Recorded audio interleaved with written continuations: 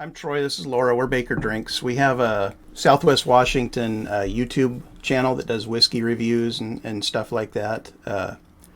We reached out to you guys and got a hold of your PR lady, who was awesome. And Yes, Alexandra, I'm assuming. Yeah. yes, that's her. And she connected us to you and got us some whiskey to try out, and we couldn't be happier.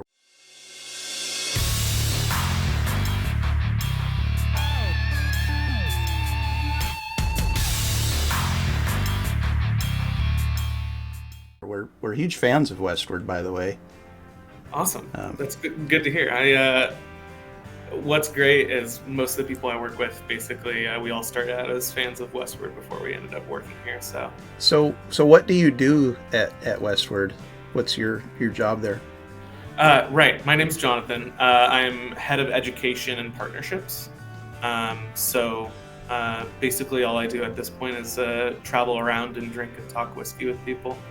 And also do, I guess the less glamorous side is I do training for all of our staff as well to make sure that we're doing whiskey education to, another standard, um, which I find is very much needed, especially in American whiskey that is trying to break out of this bourbon mold. So. Yeah, and I mean, our channel, I would say, is mostly, like, the people that watch it mostly are bourbon drinkers, and so it's hard for us to try to talk about these other things because everyone thinks they don't like American whiskey, but I think they just haven't 100%. tried it yet. Yeah. I mean, that's my whole job, is part of the re-education process. And luckily we've created our product from the ground up in a way that is going to still appeal to people who are fans of things like bourbon. It reflects an American whiskey a lot in those vanilla, those kind of fresh barrel tones through the new barrel aging process. That's very American. We just wanted to. Whiskey's always been about adaptation of where it's being made. The only reason that Islay Scotch is super smoky is because there wasn't enough lumber for them to fire up their mills or their kilns for the malt itself. And bourbon only came about because there wasn't enough barley on the East Coast when Europeans came here. So we wanted to be kind of the modern adaptation of what is whiskey being made on the West Coast of the U.S. look like. And luckily, not only do we have great aging conditions and good culture as far as brewing and wine, but we also have plentiful barley that is super high quality and used for our kind of brewing cultures out here on the West Coast. Yeah, I feel like when we're trying to get some of our subscribers to try an American single malt, they're they get a lot of Play-Doh notes and stuff like that, and I'm like, that's like coming out of a malty bourbon. American single malt is completely different on the nose and on the palate. Yeah. And I feel like they smell a malty bourbon that kind of gets that Play-Doh note, and it just turns them off to it. So if you were to educate our subscribers, and we're hoping that's what this is going to do for them, where would you start? Yeah, Is that the loaded question? No. That's a great question. I think I would start with the process being a lot more, for lack of a better term, liquid than people, especially American drinkers, realize. I've seen in recent years where it's when people take a look at our whiskey, they say, "Oh, is it a bourbon?" And we say no. So they're like, "Oh, so it's a Scotch?"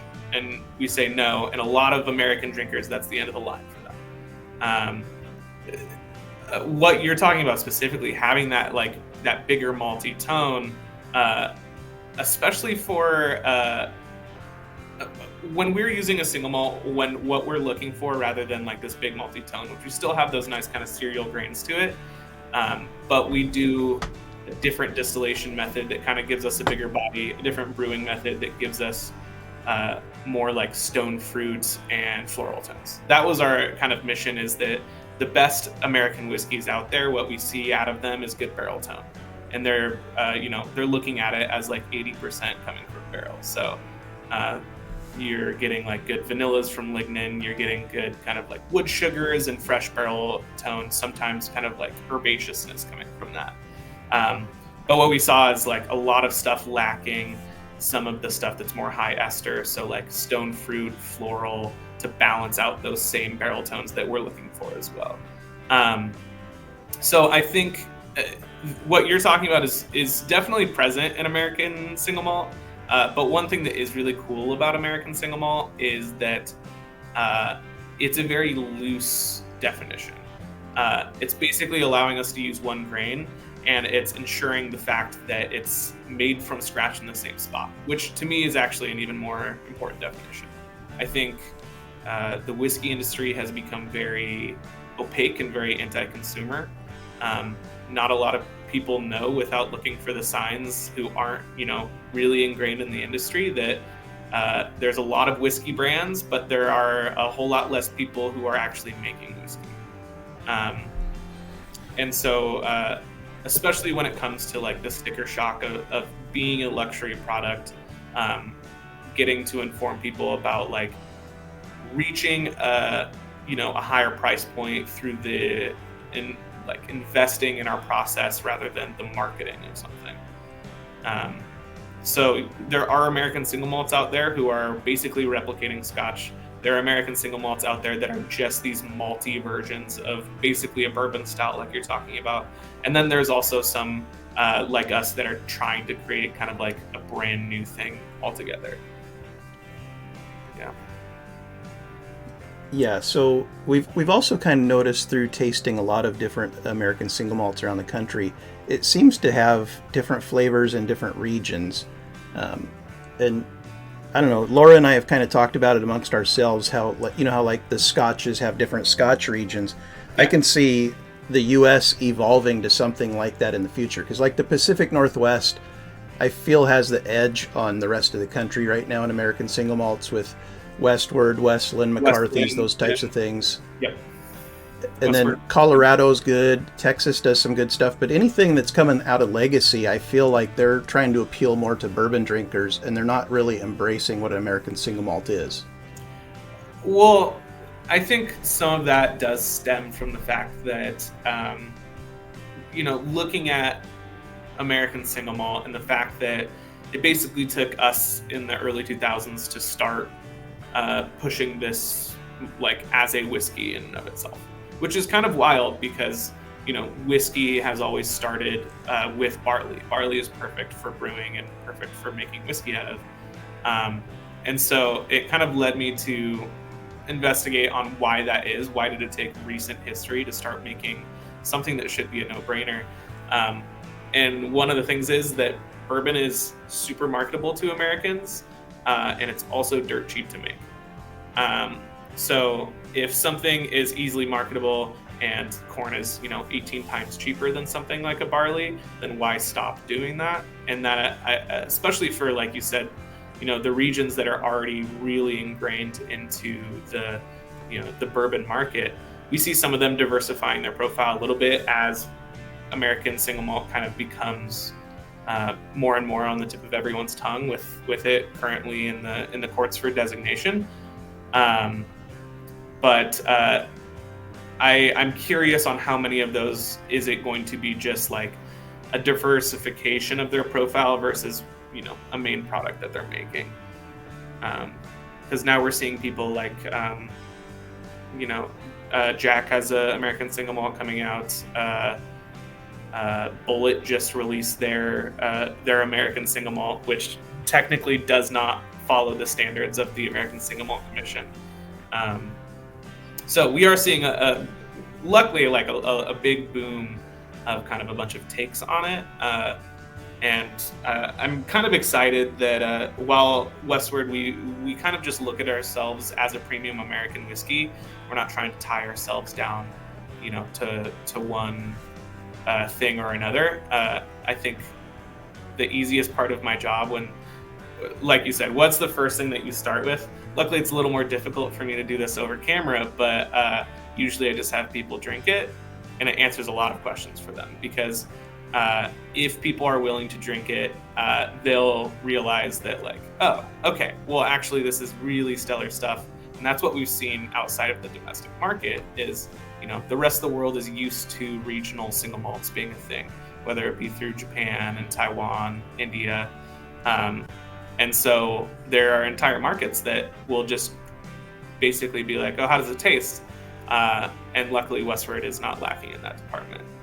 So. Yeah, I'm glad you mentioned that you usually just have people drink it, because we've got some poured here in front of us. Oh, lovely. It's kind of below the camera, but we've got here. So we've got the your flagship single malt. We've got the stout cask, the Pinot cask, and the cask strength here. Cool. Would you mind if I leave camera for a second to grab a glass so that we can? That's fine. Yeah, go right ahead.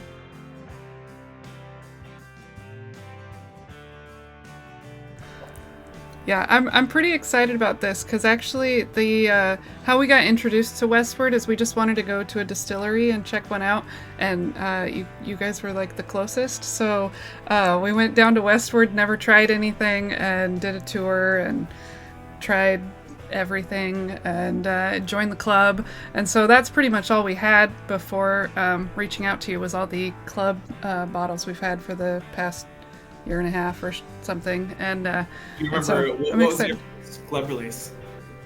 I think it was rum. Yeah, we bought the rum finish while we were there, and it came with the bottle of rum. Of the rum, yeah.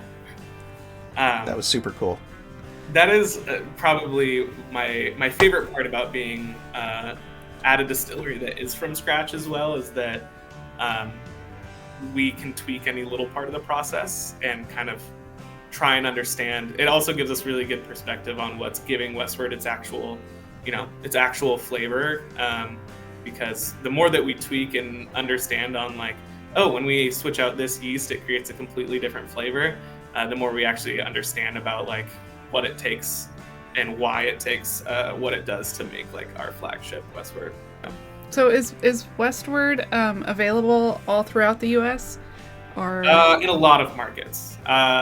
Obviously, the U.S. is a very interesting monster when it comes to liquor laws. It's different everywhere you go. And so we can be shipped to 33, it changes all the time, mid-30s different states. And those are the ones we can be shipped to, but we can still be found in some states that we can't ship to as well.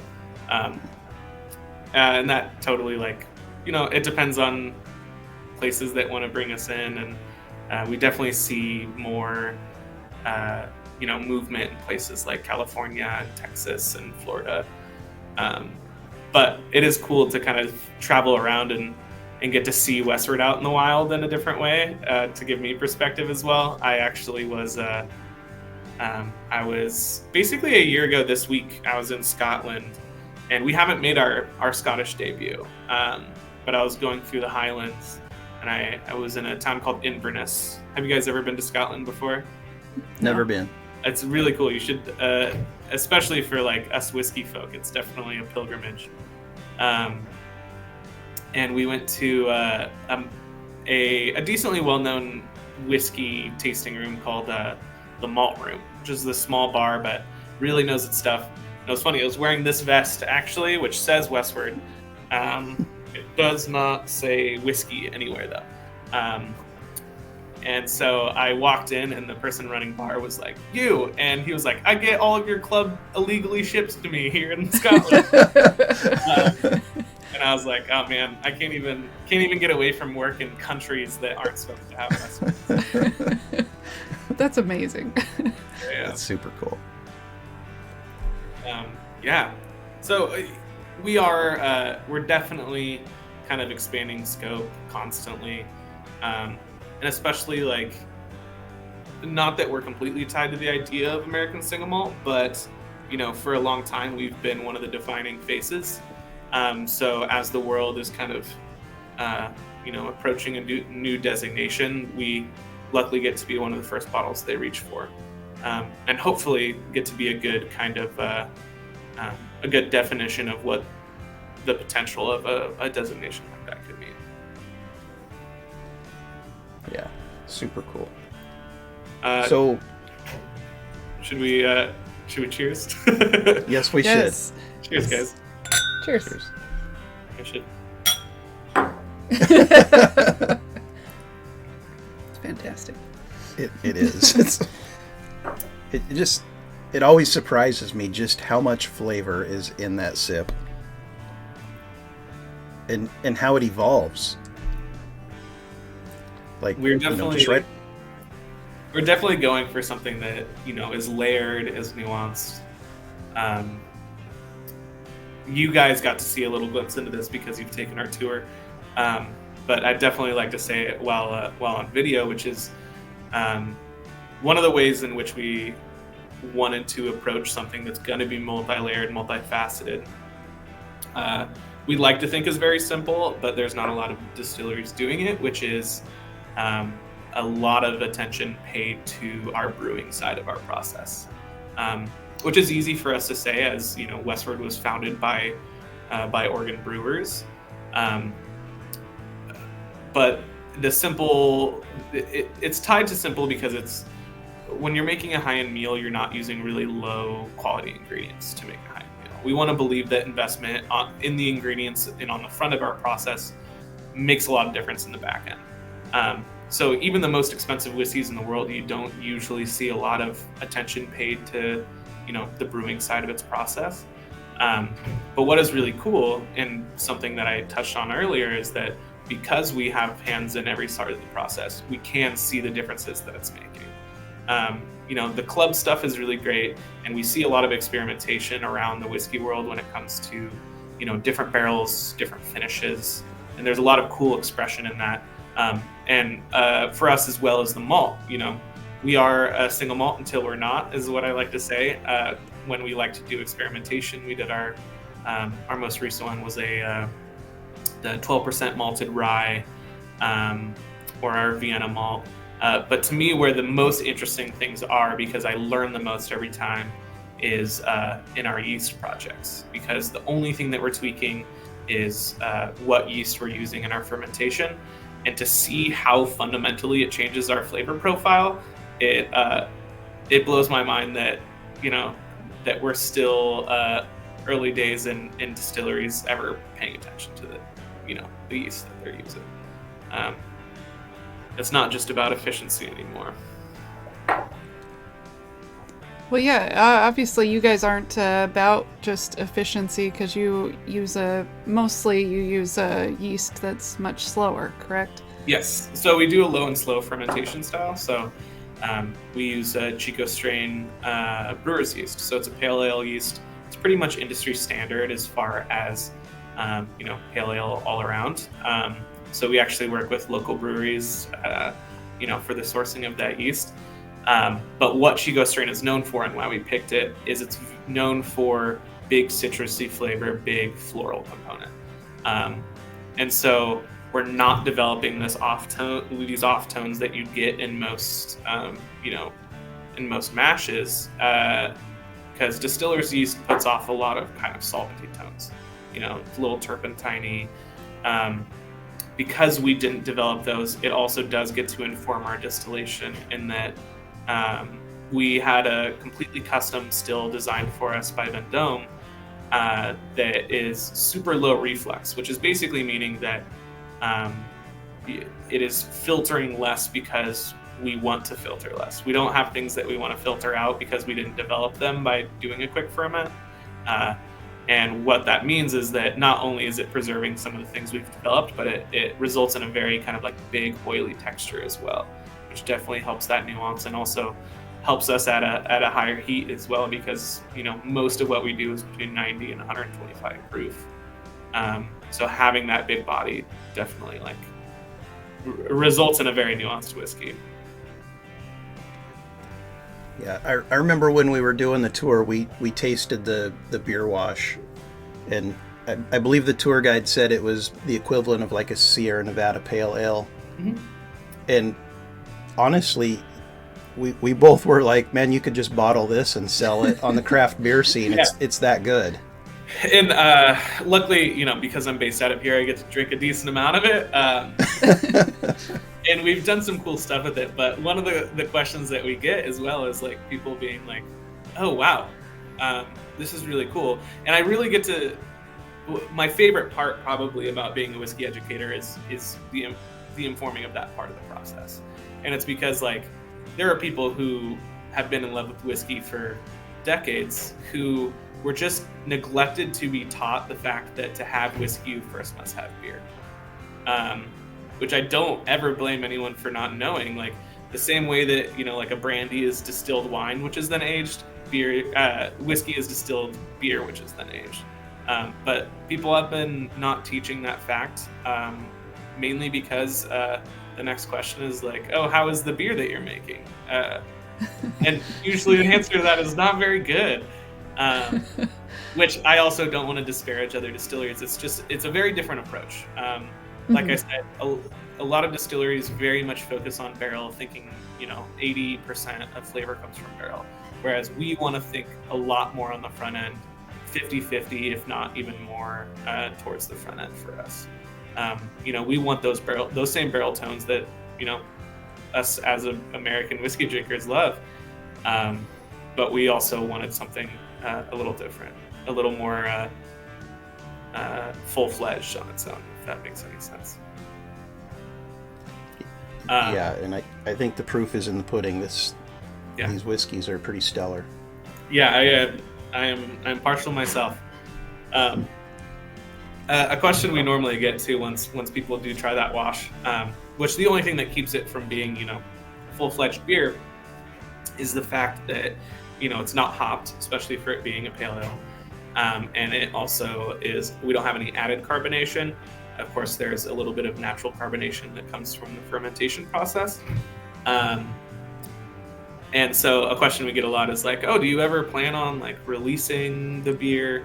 When it comes to Westward, I always say like, I'll never say never, because we like to do a lot of experimentation and have a lot of fun and innovate. But when it comes to the beer world, especially here in Portland, there's plenty of innovation. And in fact, like most people on the production side come from the brewing world and come from that innovation.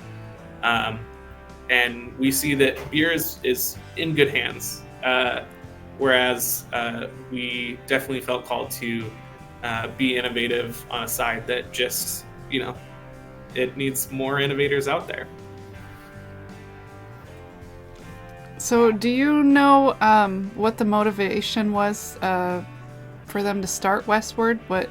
Why did they start doing single malts? Yeah, definitely.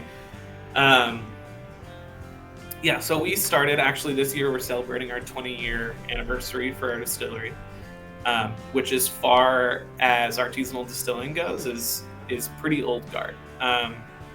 It was us and, you know, like a dozen or so other distilleries.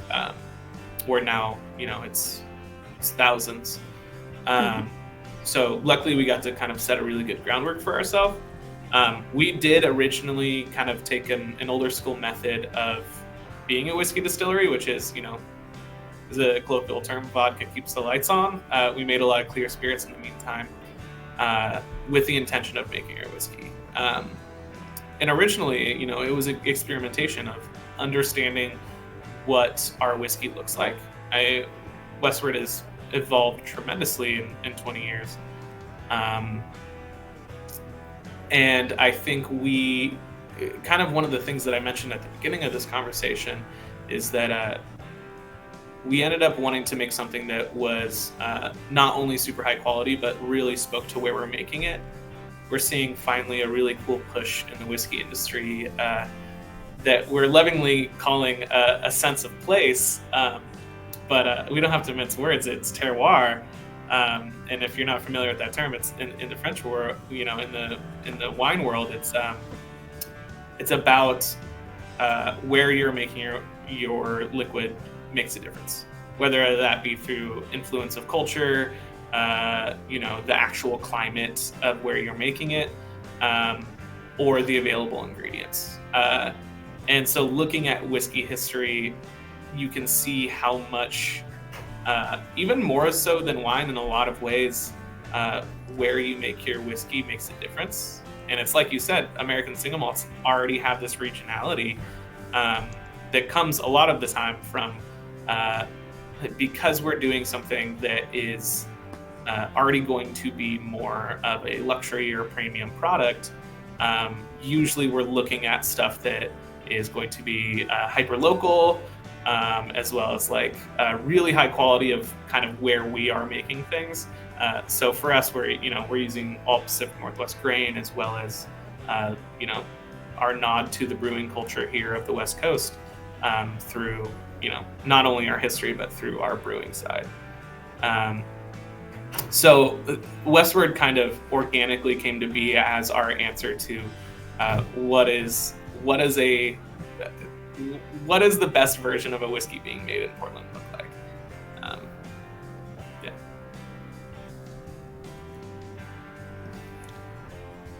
Have you gone to the stout cask yet? I just to yeah. it. Going to it.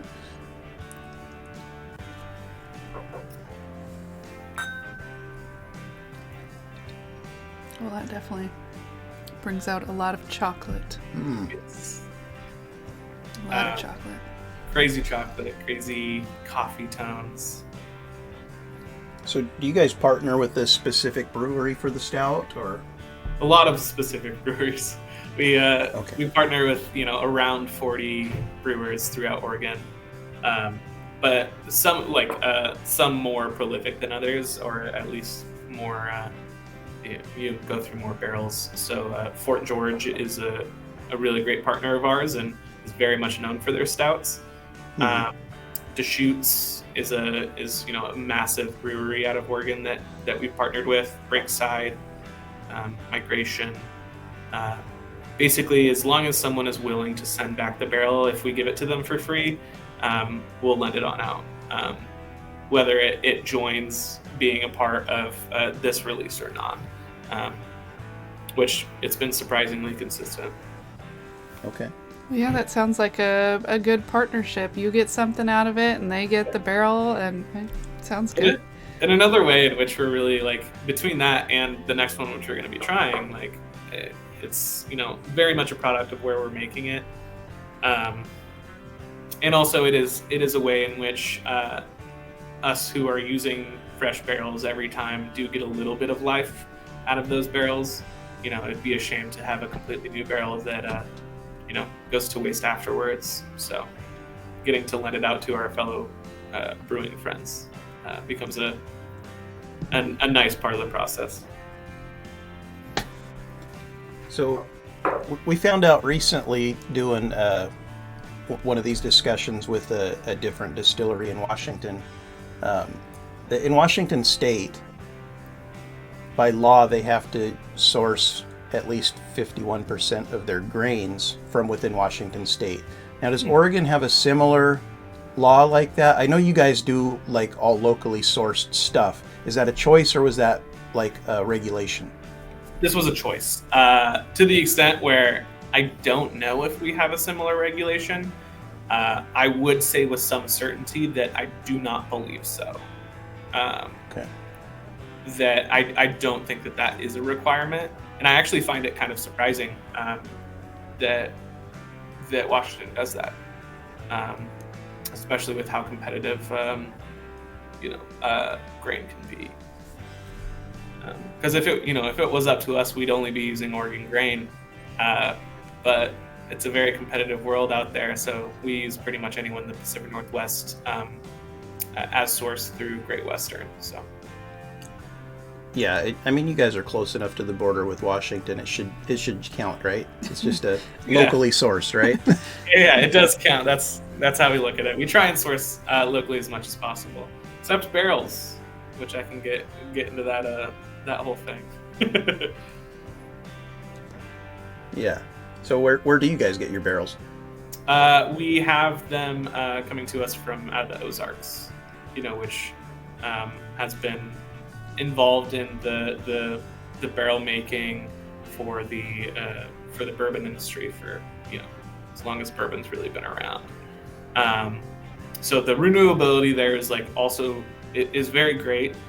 So a lot more access, But also, you've probably seen this through some of the other American single malt creators out there, in that there's a specific wood known as Garyana, and what Garyana is our local white oak out here in Oregon, and it is a protected species though, so you can only use it once it's already fallen.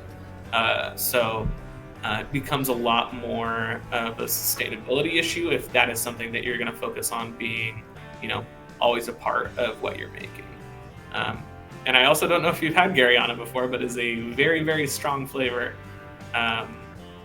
We sourced several barrels of Garyana oak, and even on fourth fill, they were extremely intense. Oh. So is it like an Amberana type of thing, or like that strong? Or you have to watch it by the day, or? Borderline. Its flavor, I really enjoy it.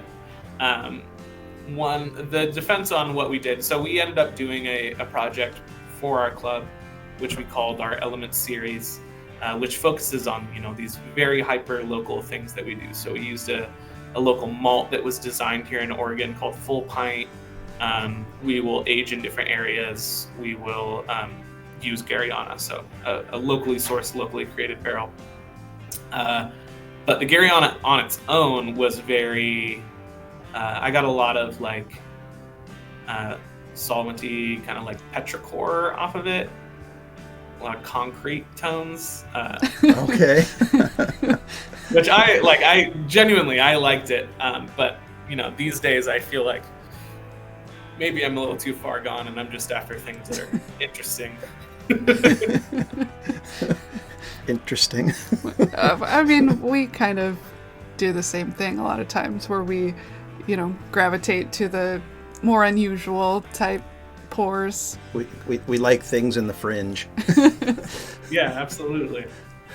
And we find that with other people who are using Garyana, they use it in the same way that we did, which is use it for a percentage of a release through marrying two barrels or a few barrels together rather than releasing it on its own. That would be. I heard it doesn't make good barrels, right? Like, I've just heard it's very hard to work with, and like you said, maybe if it's intense, maybe that's what their take on it was. You gotta monitor it very closely. Yeah, and even then, as we monitor, it's just when I was defending Garyana because I like I said, I liked it. The response that I got, which I understood the most, where people said, sure, but it doesn't taste anything like Westward. And I'm like, that's actually a really fine point. We are here to, take swings and try a lot of new things. But if it does not reflect, the kind of Westward tone that we're going for in any way, then, might as well not kind of approach it there, because luckily at this point we haven't really done anything that we're not releasing. We have a lot of assurance in the quality of what we're doing, and if that also means that maybe we don't release a full Garyana barrel, so be it. Are you going on to the third one? I think I'm going to try this third one, the Pinot. That's very different coming off the scout. For the listeners, what we've tried so far, so we tried our flagship, our original, we call it, which is definitely reflective of most things that we do, and that's our baseline, and most of what we do is either a twist or an alteration off of that. And so the next one that we had tried was finished for 1 to 2 years in local and our barrels that we lent to different breweries. And then this one was finished 1 to 2 years in fresh emptied Willamette Winery French oak Pinot Noir barrels.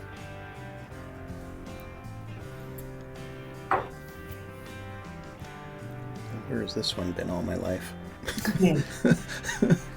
We're finding more and more that this ends up being the fan favorite, and there was an ongoing joke ever since I started here that's like, if someone from production comes up front to have a pour of whiskey, you don't have to ask. You just pour on Pinot. So the Pinot is truly something special, and also kind of our adaptation of something that has a lot of heritage in the whiskey world, which is the first finishing barrels that people really were doing things with, or something like sherry. And Westward already has these big kind of sweet tones. And so this is a much more kind of like lighter, kind of tannic take on something like that. You get a little playful bitterness from that French oak and from that wine itself, obviously with a little bit of dry fruit thrown in, but it is not overblowing it with this wine flavor. It is a really complementary tone. So now when you guys do a barrel swap with a winery or a brewery or something like that, do you just take the barrel as is? Do you do anything with it? Do you rechar it? Do you do anything at all prior to putting your distillate back in it? For the most part, no. Like I said, there's a lot of never say never, because actually the first stout finished whiskey we ever did, we did with Migration Brewing, and we have scraped and recharred that barrel before for a special project, because we sent it back and forth enough times. But for the most part, we are basically taking it as is.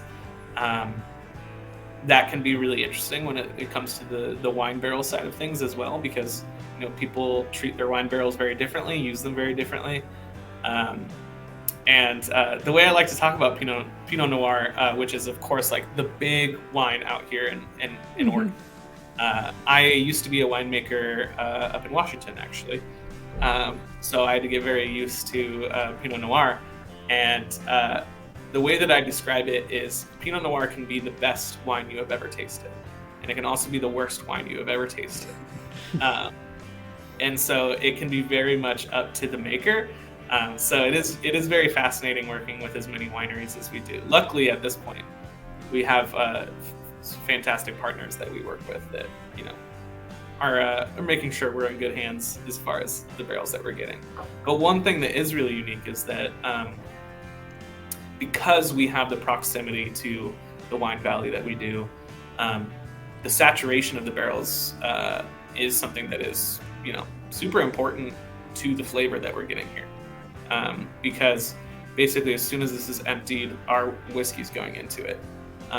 So it's still very hydrated, very seasoned with that wine. And so it's actually the whiskey entering is acting, as the solvent, and then it's pulling out of the barrel all of those wine tones. So it definitely lends to kind of the velvety kind of succulent tone of this whiskey. Yeah, I'd say that is probably the thing that stands out the most, is how it feels in the mouth is completely different than the first two. And I've drank plenty of Pinots, so it reminds me of that. I enjoy that. I don't know that it's definitely not overpowering the flavor, so you don't have to like wine to... Yeah, you still taste the whiskey for sure. Yeah. I always worry when I drink a finished whiskey or a wine finished whiskey, because a lot of people take it too far, and the finish will overpower the whiskey. And I really like to taste the whiskey and just see how those subtle changes can affect it. And you guys have done this well. I like this a lot. Thank you. Yeah, when it comes to our finishing process, it's very much done by taste, the same way that our aging process is done. So it will never be the same every time, because as far as how long we need to finish it for, because it can vary rapidly when it comes to finishing. Like, we've done special projects that all it took was 6 months to really pull off a lot of tone in a finishing barrel. And if that's all it takes, honestly, even better. We don't really want to overblow our tone. And it's also really interesting with a lot of it is understanding how much flavor you can get from what was already in there versus when it's going to start just taking on too much barrel tone as well, which we want to be very cognizant of. because one of the biggest combatants as far as being a whiskey educator as well is there's a lot of misinformation as far as barrels and the aging of whiskey itself. In that, for a number of years, everyone has been taught that older will equate better always. And that's just not true. And I also understand the knee-jerk reaction in that for a number of years, people were releasing whiskeys that definitely were too young. But things can be too old the same way in which they are too young. If you were putting something in new barrel and aging it out here for 20 years, it's going to taste like sawdust. Very expensive sawdust, but sawdust nonetheless. Yeah. But more simply, things can just be overaged. It's about balance, and it's something that we're very cognizant of because we're spending so much time on our front end and not looking at barrel as being the majority of what our flavor is going to be, that we're doing everything by taste. We're very much,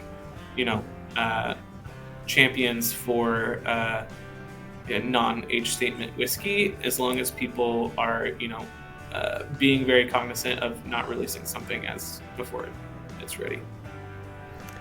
But so you don't age state, but it's not young whiskey, correct? No, it's not. It ranges quite a bit, but it's usually between like 4.5 and 6.5. But most of I'll taste people on single barrels for selling single barrels, and the cheapest single barrel that the youngest single barrel I had tasted people on was like 5.5 years, and it goes like we released a 9-year-old whiskey. It just really depends on when that barrel is letting us know it's ready. But yeah, we're as far as new barrel whiskey goes, it's not too young.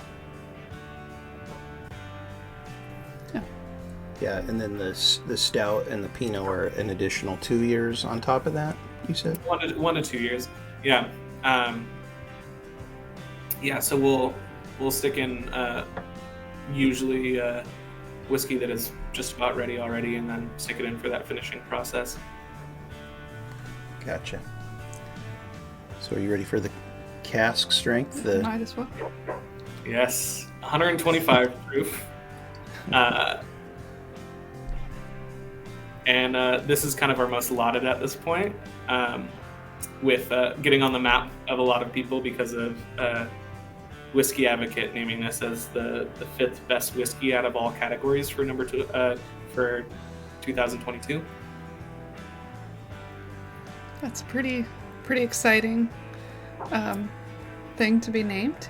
I'm sure you got a lot of business. It was really cool. I'm not really a person who just talks about awards, because there's plenty of people who can give out awards, but it's cool being on a list just going against any other whiskey, and Whiskey Advocate, which I genuinely respect before this, and to be on a list that with great distilleries that a lot of them spill more whiskey in a day than we make, it's cool.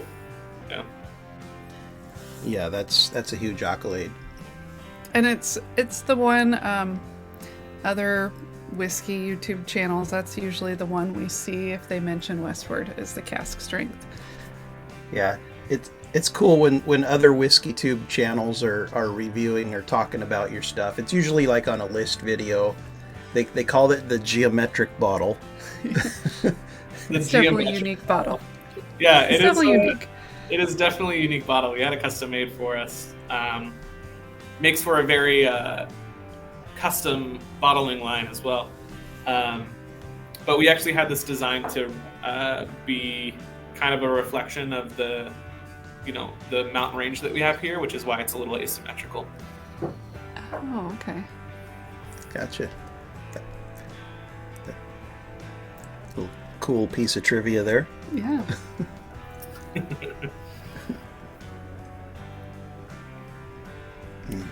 Man. Yeah. For 125, it's drinks really nice. It's such an easy drinker, and it's got just an explosion of flavor. I get nervous when we're talking to people on these calls like this, when there's that silence. But when we all take a drink of this and you just kind of can't talk, it speaks volumes of what you're drinking. So yeah, there's definitely a difference between an awkward silence and definitely like a pregnant pause, if that makes any sense. Yeah. There's plenty of people that throughout my time here at Westward have been like, oh, you're a really, really good salesman. And I'm like, you don't know that. I don't even know that, truth be told, because at this point, people can just drink the whiskey and go, oh, yeah, that's great. And I'm just genuinely a fan, so it helps. Yeah, that is one thing I noticed when we did the tour, is that everyone that was there seemed pretty passionate about being there. And I loved seeing people that were working come out and get whiskey to drink, because it's like, well, they obviously like what they're making if they're coming to get a pour. Yeah, and it was a bottling day while we were there. So it was super cool to see them, setting up the bottling line and all that stuff. Just a really good experience.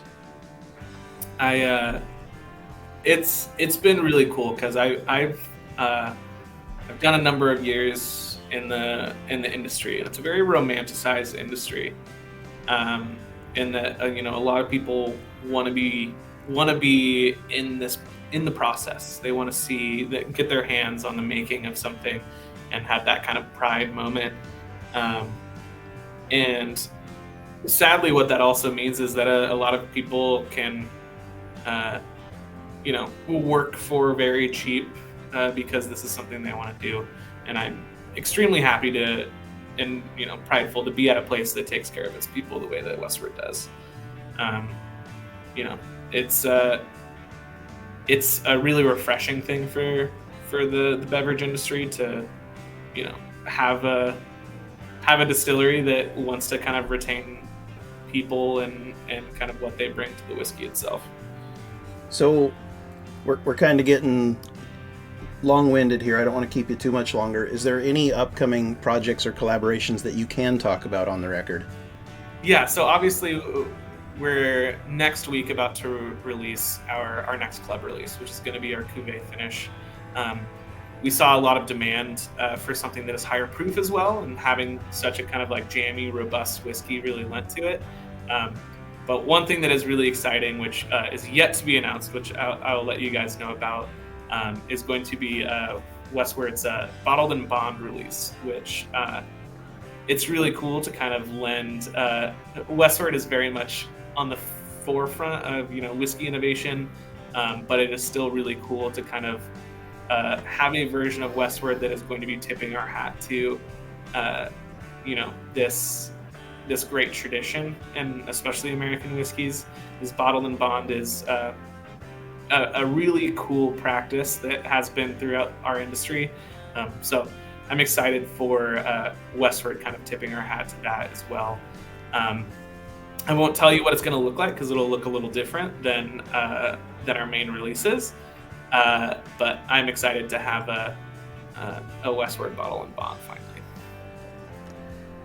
And that's something that's unique to the American single malt scene, correct? I don't know anybody else that does an official Bottled and Bond. Yes. So, to my knowledge, it is going to be the first American single malt that is Bottled and Bond. But as single malts here in America are rapidly growing, now we have places that are getting bought, like Balcones, and are getting big funding. I don't know with 100% accuracy that this is the first, but to my knowledge, this will be the first, and it is cool. Kind of, it's another step of, in my mind, legitimizing a new form of innovation in whiskey here in America. We're taking something that has been the certification of how a lot of people recognize something as being made of quality. Obviously, we've already been doing all those steps, but having that stamp on it, is still a really cool nod. Yeah, that's super, super cool. Mm-hmm. Yeah. And definitely one Very we'll be exciting. adding to our collection. Good, yeah, me too. But something that also I'm very proud of for Westward is that even every time I've been gifted something like a very special Westward bottle from our master blender or our founder, they go, "You should open that right away." And it's just whiskey is meant to be drunk. It's meant to be shared with people. Don't wait for a special occasion. He's like, literally every time you're opening a bottle with someone, it should be a special occasion. It is a special occasion. So Every day is a special occasion. Yeah. So open them up, enjoy them, drink them, share them. It's what it's meant to be. we put as much love as we do in making it, so that people can enjoy drinking it. So I appreciate That's that. awesome. All right. Well, thank you so much for your time, Jonathan. This was Of course. this was super fun. I loved it. Yeah, this was like the highlight of my week so far. So Likewise. These are the moments that I get to work for, because I just get to hang out. So Yeah. I appreciate you guys having me on and getting to talk about whiskey, while sharing some good pours.